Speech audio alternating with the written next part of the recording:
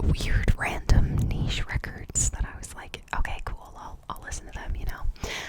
I started getting really into it, and that year I ended up ordering a bunch of records online that I wanted to listen to.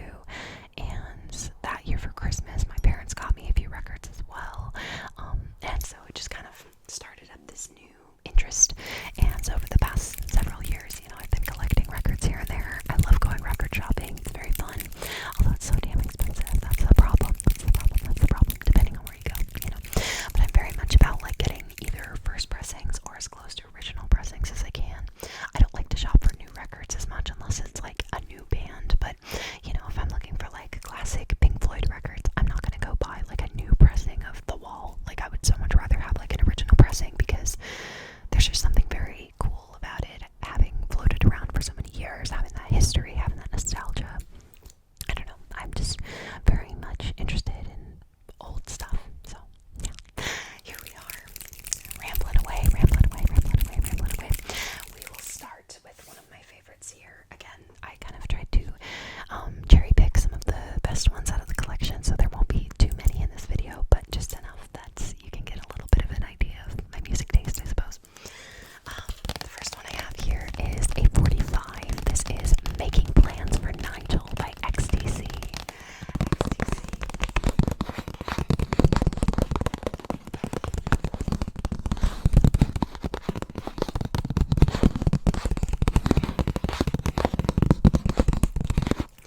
So, there's kind of a funny story about this song for me. So, a few years ago, Black Mirror released an episode called Bandersnatch. And this was like an interactive Netflix episode of this sci-fi show where you can actually control what the character does and the choices that they make throughout the show. Super interesting, innovative way to explore media, like especially like a show like that, you know. Very like choose your own adventure style, and it was also very meta as well, which I really enjoyed. I was super into Black Mirror, and I ended up like watching this or playing this episode. I don't know how you would call it, but I guess I played this episode a lot. And that same year, I was actually participating in volunteering for a local haunted house, and someone created a set for that haunted house that was based off of Bandersnatch. And so not only was I super into the show, but I also got to act in this set that was based off of it. And it was very cool to have them actually have like the soundtrack from the episode within the set. And so all night long when you're scaring kids and stuff, you actually get to listen to some pretty good music. A lot of this like 80s pop and 70s pop and all that. And this song, Making Plans for Nigel, which is off of XTC's Drums and Wires album, played a lot during that set, because it was a song that was in the soundtrack for the show, but ironically they only played like 10 seconds or so of it in the actual show. It's very funny that, you know, I just ended up getting hooked on it, because sometimes I just hear a section of a song and I'm like, oh my god, I really like that, I want to listen to this whole song, and I go and listen to it, and I'm like, it's a gamble where it's like sometimes just that section of the song is really good and the rest isn't great, or it's like the best song you've ever heard, you know. Well, this was one of my absolute favorite songs for a very long time, and it got me into this band. They've done a bunch of other really cool songs. They're also known for doing the song Dear God. I can't remember what album that's off of though, because I particularly know Drums and Wires, which has a bunch of great songs like Complicated Game, Scissor Man, Day In, Day Out. It's been a while since I've listened to it, but anyways, roundabout way of saying, I heard this song so much when I was volunteering at that haunted house. I fell in love with it, and I had to buy the 45 of it. This was before I got into the band and like actually really liked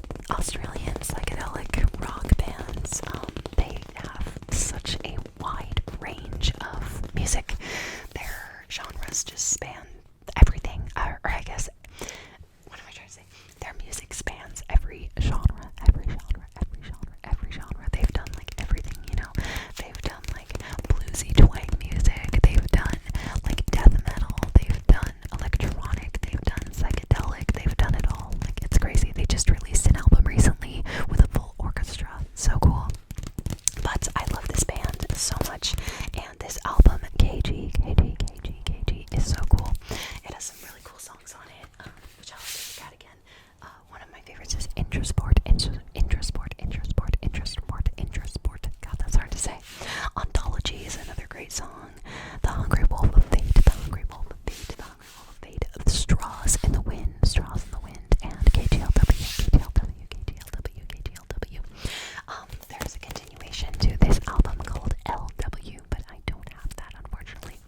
Something ironic, though, that happened is that one of my friends actually ended up getting LW for Christmas the same year that I got KG for Christmas. So then when we got together, we listened to both of them back to back, and it worked out. So that was cool.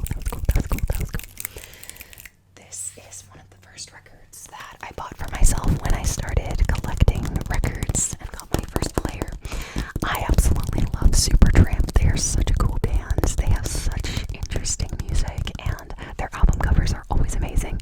This album cover in particular is one of my favorites. It is so cool. And this song, Breakfast in America, is iconic, as well as Goodbye Stranger, another great song. I always think of the trailer for Beau is Afraid, which came out a couple years ago, or maybe it was last year now. I don't know. What is time?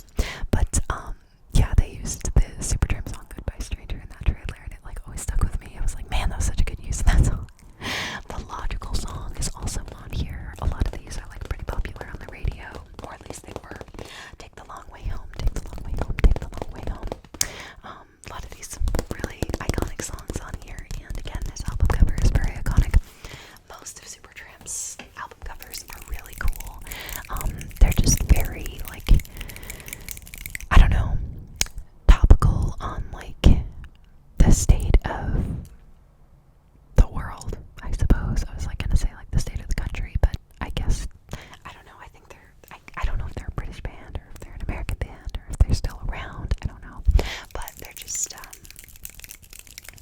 I don't know what the word I'm looking for is, it's kind of lost on me, but, they're very, metaphorical, I suppose, and artistic with their album covers. It's just a good social commentary, that's what I'm looking for, So, anywho, here is another one of my favorite albums of all time. I absolutely love Mother. They are such a good band. Oh my gosh. I got to see them once last year, and oh my god, they were so good. I really want to see them again. They're just such a tight band, and they're just so close. You can tell they all have such good chemistry with each other, and their music is just so raw and real. And I think they're really cool. This album is amazing. It's just genuinely one of my favorite albums of all time. Of course, this has Verbatim on it, which kind of made them popular on TikTok and stuff like that. But it is a great song. I absolutely love it. This has Dirty Town, which is amazing. Polynesia, Angry Sea, Oh Anna, another one of their songs that became popularized online. Legs Away, Love and Truth, Train of Thought, Verbatim, Neighbor, Ball Cap, TikTok, Touch Up, and Little Hands,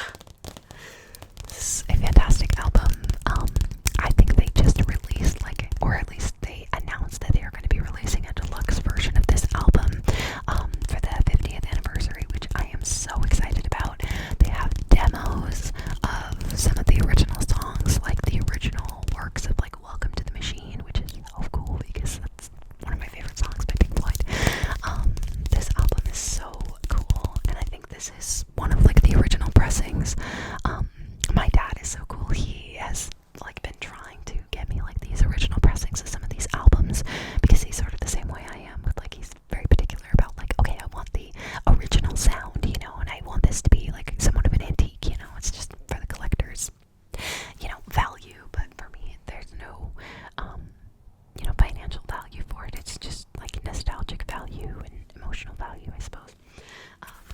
But yes, this is such a good album. Have a Cigar I've listened to way too many times, and Welcome to the Machine is my absolute favorite on this album. And this cover is just so cool.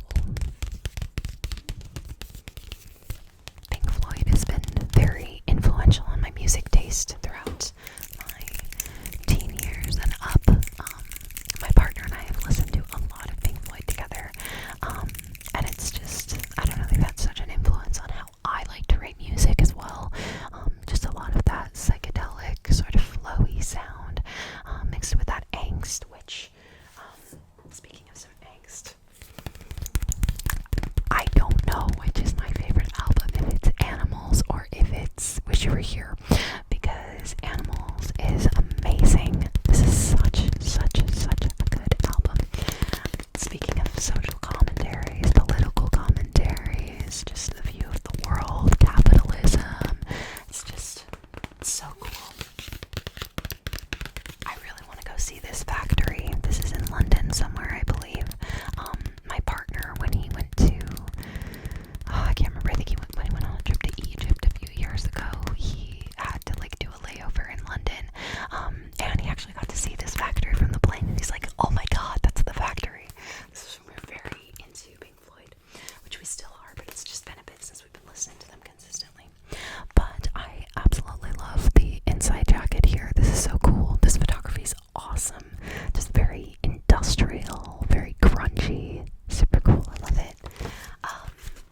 And I think my favorite song on this would be Pigs, 3 Different Ones. I've listened to that song so much. It's so good. But oh my god, Dogs is amazing as well.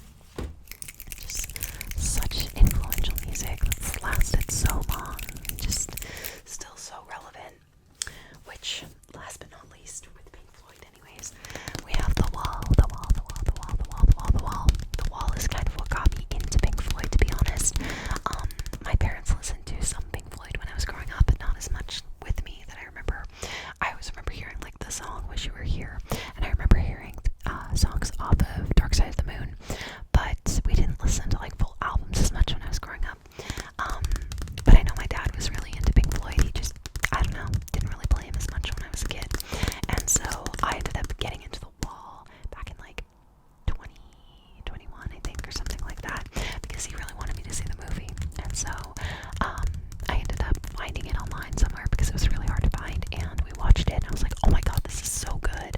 The Wall is such a great movie. And then I just listened to the album all the time, and it is so good.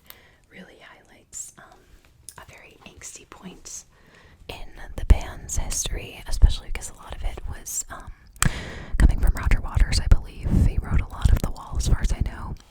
I love the inside of this jacket here. It's so cool. I have this poster of this artwork somewhere. I gotta find a place to put it. My office is running out of space for posters, so we'll see if I have some more room to put some more up. But we shall see.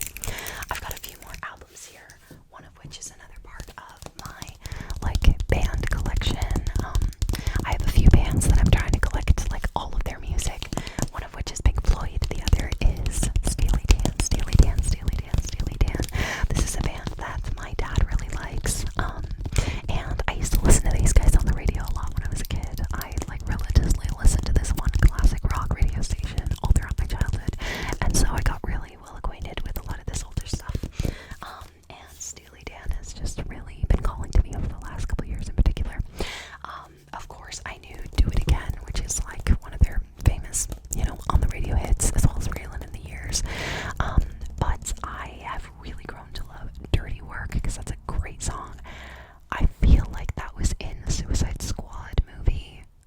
I'm pretty sure it was the one, not the 2016 Suicide Squad, the James Gunn Suicide Squad movie. I'm pretty sure Dirty Work was in that, because I really started listening to it around that time.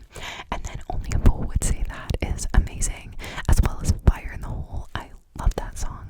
And so yeah, great album cover. It's some really good dad rock, you'd call it, a lot of cool saxophone stuff, just very groovy music. I have some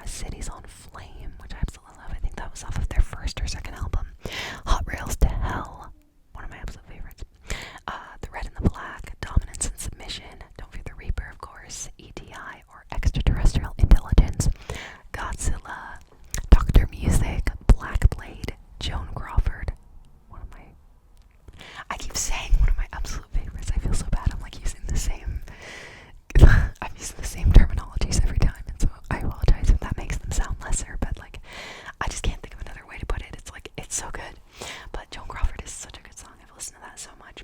Burnin' For You, Veteran of the Psychic Wars, really cool. Which I believe that song was in that movie Heavy Metal. I don't know if you guys have ever seen that. It's like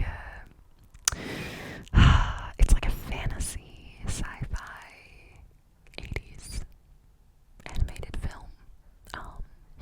And it's very like heavy metal. They got a bunch of really like tough bands to perform for it, like all the music. It's interesting. It's not my favorite. My dad was really excited for me to watch it, and I think he was a little bummed that I didn't like it as much, but it's just very cheesy. You know, I feel like if I grew up with it, it'd be one thing, but the story wasn't really there. The music was great, the animation was amazing, but like, I don't know, I need a little more story structure. Anyways, last song on here is Roadhouse Blues. Roadhouse Blues, Roadhouse Blues, Roadhouse Blues.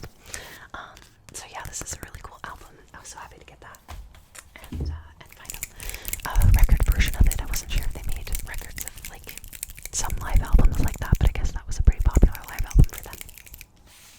One of the other first albums that I purchased when I got my first record player, I had to get it. I had to get it. Pretty Hate Machine, Pretty Hate Machine, Pretty Hate Machine. I love 9 Inch Nails.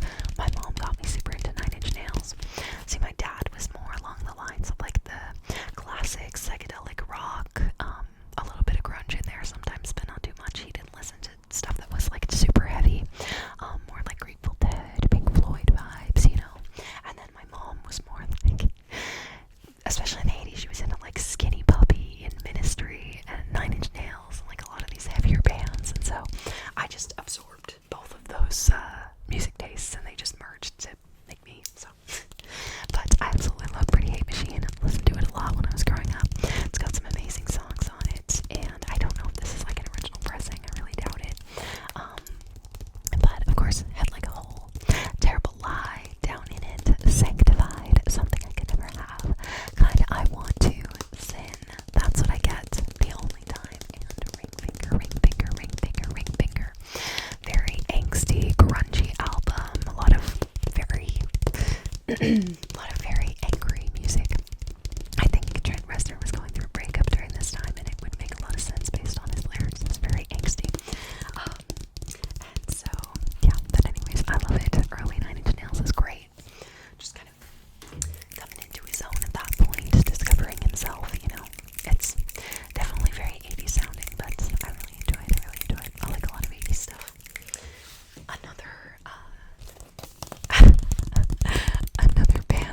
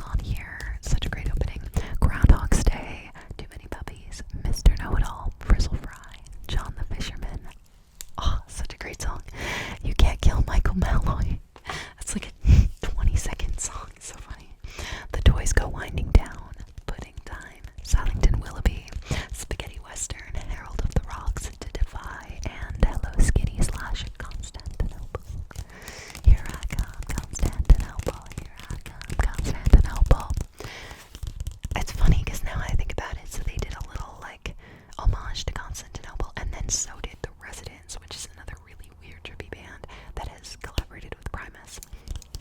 Small world, small world. These guys have some really trippy, crazy music, and Les Claypool is like one of the best damn bassists you've ever heard in your life. So good. But yeah, I absolutely love that album. Here I go again saying absolutely love. Again, absolutely love, absolutely love, absolutely love. And last but not least, another album that my mom introduced me to with her weird music taste that I love is Yazoo. I may have actually talked about this in that other video as well. This is a great album. It's called Upstairs at Eric's. Upstairs at Eric's. Weird thing about this band, so in America they are called Yaz, but I believe in Britain, where they're from, they're called Yazoo, but maybe America thought that was just a little too outlandish to call them that here, so they're like, you shorten it to Yaz, okay? But it's such a cool album cover with just their torsos just connected, sitting there, just, I guess they're just staring at each other. They're not even like, is that a cake? What the hell? I just realized there's like a cake on the table. I never even noticed that. I feel like I remembered them playing cards or something, but they're not even playing cards. They're just sitting there staring at themselves. So weird. But anyways, this is really cool band. I think it's only 2 members in this band, and it's similar to what is that noise? Oh, it is that. Oh my gosh. I've been trying to figure out what that noise is this whole video. But I think there's only 2 members in this band, similar to the Eurythmics. So there is the vocalist, says vocals and piano by Moyet, and noises just noises by Clark. Cool. And then extra chit chat comes from Eric's mom and D. Davis. That is so funny. There's a really strange song on this called I Before E Except After C, and you'll just have to listen to it to understand like how weird it is, but I love it. My mom and I quote it all the time. So side 1 is Don't Go, 2 pieces, Bad Connection, I Before E Except After C, Midnight, and In My Room. And then we have Only You, Goodbye 70s, Situation, Winter Kills, and Bring Your Love Down, Didn't I? Such a cool album. It's very 80s. It's like right in the peak 80s there. It was, what is it? Yeah, 1982, coming up on the very heavy rise of synthesizers. It has very much like an Annie Lennox, Eurythmics sort of sound. But this vocalist is absolutely amazing. She's so good. The song Winter Kills on there is so good. It's like a very creepy ballad. And then you have like Situation, which is very upbeat. Didn't I Bring Your Love Down? Another like really cool upbeat song. Very fun for if you're like, you know, partying and stuff like that. Just jump around to some synthesizers. But anyways, I realize that this video is running on a little long. I'm sorry, you keep hearing like this little ding. I feel so bad. It's like been happening the whole video and I had no idea for the longest time. But anyways, I hope you guys enjoyed this video. It's fun to just chat about some of these albums sometimes, but this is just a little tidbit of a glimpse into my music taste. I listen to pretty much everything except for like country and rap. Those are the 2 I can't really get with. I'll listen to some rap and I'll listen to some country. Modern country is not my thing, but I like listening to some older stuff like Patsy Cline and Hank Williams. When it comes to rap, I'm not a huge fan of rap. Childish Gambino is probably the closest that I'd get, but that's about it, honestly. Sometimes Tyler, the Creator, as well. I'm just very particular about rap. It's just not really my thing. But yeah, I pretty much listen to everything else. I listen to reggae, I listen to electronic, I listen to rock, I listen to pop. I mean, well, actually, a lot of like modern pop I don't listen to, but like 80s pop,